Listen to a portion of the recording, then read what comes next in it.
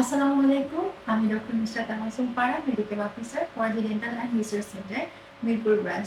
আজকে আমরা আলোচনা করব বাচ্চাদের দুধ দাঁত রাখার বিষয়ে।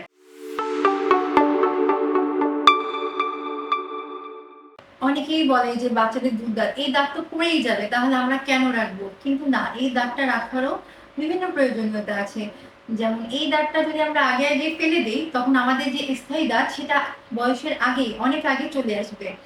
তারপর বাচ্চাদের এটা একটা গ্রোয়িং স্টেজ। এই গ্রোয়িং স্টেজটার যদি আমরা দাঁতটা ফেলে দিই, তখন আপনার চাপা ভেঙে যেতে পারে। তখন ওর মুখের গঠনটা ঠিক মতো হবে না।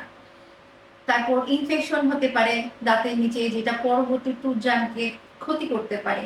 এজন্য আমরা বলি সময়ের দাঁত সময়ে ফেলবো, সময়ের আগেও না, সময়ের পরেও না। এর জন্য আমরা বিভিন্ন ধরনের অ্যাপেক্সোজেনেসিস করে থাকি, পালপেক্টমি করে থাকি। এটা হচ্ছে বাচ্চাদের দুধ দাঁতটাকে সংরক্ষণ করার জন্য, এবং এর মাধ্যমে আলহামদুলিল্লাহ পরবর্তীতে কোনো সমস্যা হয় না, দাঁতটাও সংরক্ষণ করা হয়। আসসালামু আলাইকুম।